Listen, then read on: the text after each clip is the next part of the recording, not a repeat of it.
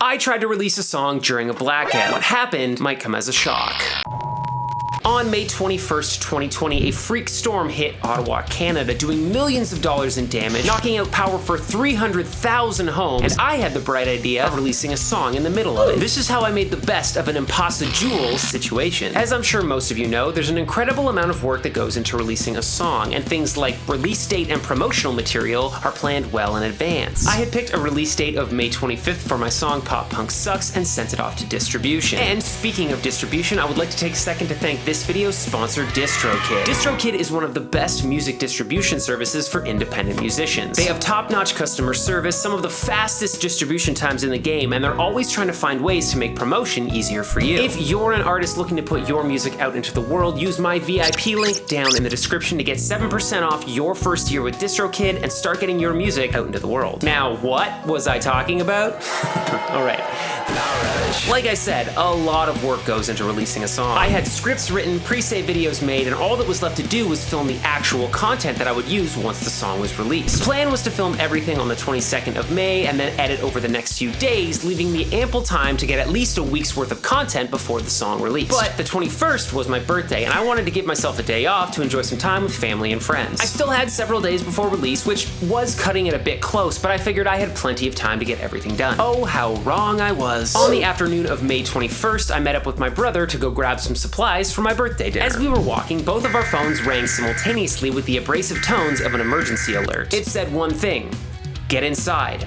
Immediately. Scott and I headed to a nearby mall and made it to the parking garage just as the rain started. In the time that it took us to cross the garage, the sky went from clear to downpour. We needed to cross the road to get to our destination, and as the light changed, I was about to step into the street when a siren cut through the rain. A fire truck rushed through the rain, and I stepped back onto the sidewalk to let it pass. The truck was like a rider on the storm, and as it passed by, the sky was suddenly falling sideways. I couldn't even see across the street. The rain subsided, and we ventured back into the world. Making our way down my street, it was clear that this had not been an ordinary storm. There were large branches scattered across my street, and trees had been uprooted and thrown into power lines. It was madness. We hurried inside and cooked up the food, tacos, in case you're wondering, and almost the minute we finished cooking, the power went out. I spent my birthday playing Uno by candlelight well into the night. It was actually a fun night, and I figured the power would be back on by morning. Oh, how naive I was. When I woke, the power was still out. Obviously, I wasn't getting any filming done. The estimate for power to be returned was a few days, but in retrospect, that was a pipe dream. I went and grabbed ice for the fridge so the food wouldn't spoil, took some frozen food to my parents' place, and spent the night there because they still had power. Upon arriving home the next day, I was informed by the neighbors that the estimate for power was 2 to 5 days. By now, the impending anxiety of the release day was setting in, and I had to find a way to get some content together. I needed to get creative. Knowing I was limited to the battery life that I had available to me, I adjusted my script, set up my stuff in a nearby parking lot, and started filming. I spent an hour jumping around in the parking lot like an idiot while my neighbors watched me from their decks with confused looks. But somehow I managed to get everything filmed just as my battery died. Now I had something to work with. It wasn't what I wanted or what I had planned, but it was better than nothing. A friend offered to let me come over to charge my phone and watch a movie, which was a nice escape, and then I headed home to crash out for the night, hoping for power in the morning. The next day I was faced with a new problem. I had footage, but I had no way of editing it. I was at the point of trying to figure out how to get the footage off of my camera and onto my phone so I could edit there when my brother texted me. He had just gotten power back, and he offered to let me come over to his place to do some work. Due to all the delays from the storm, it took me about 2 hours by bus to get to reliable power. Still, once I was there, I set my nose to the grindstone, and I was able to get about a week's worth of content. Just in time too, because I was mere hours away from the song releasing. Returning home, I laid down in bed just in time for the midnight post of the song release. Unsurprisingly, I woke to find that there was no power. Knowing that I would be spending most of the day locked to my phone, I had secured a battery bank which would give me at least a few charges. But I needed coffee, so I headed to the nearby mall, grabbed some Tim Hortons, and then set up shop on the floor near the only power outlet that I could find. I sat there for about an hour charging my phone, drinking coffee, posting content, and responding to comments. Not the most ideal situation for a release date, but we work with what we've got. Eventually, I headed home before mall security decided I was loitering. Fueled by caffeine and not much more, I tried to make the most of my release day. I posted more content and then did a live stream on TikTok playing some acoustic songs and interacting with fans. It was a lot of fun, but I burned my battery and most of my data.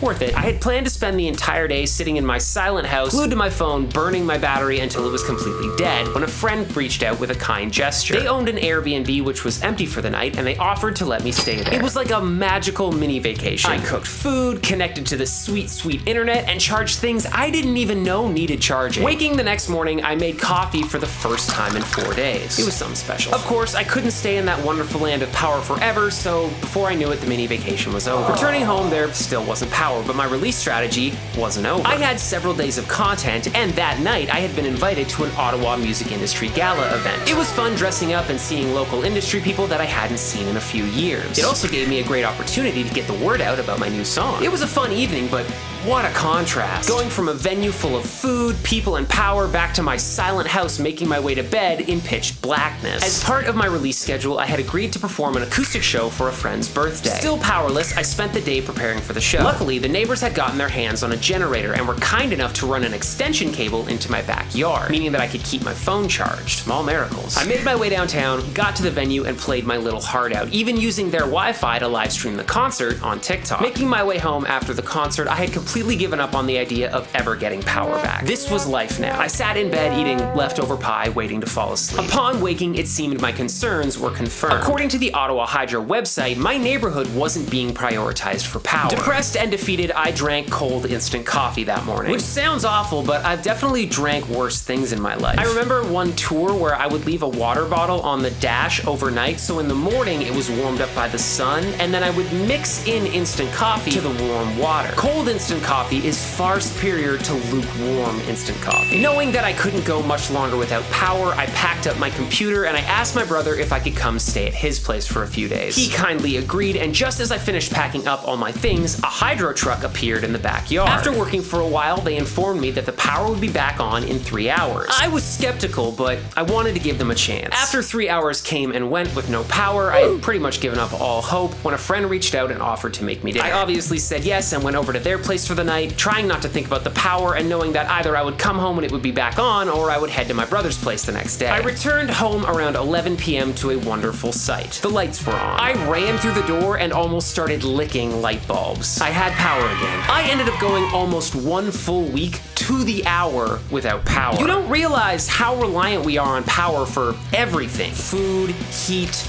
work, coffee, until it goes away. But as creators, there are going to be things that happen that are completely out of our control. The best laid plans can fall apart at a moment's notice, and you have to make a decision. Either you let it tear you down, or you find a way to make it work. Despite all the insanity, I had one of the most insane and talked about release days that I've ever had, and I would call it a success. So go give Pop Punk Sucks a listen if you want to feel what it's like to keep following your dreams, even when it feels like everything's working against you. And just remember, when everything goes wrong, you need to find a way to make it work. And no matter what happens, never give up.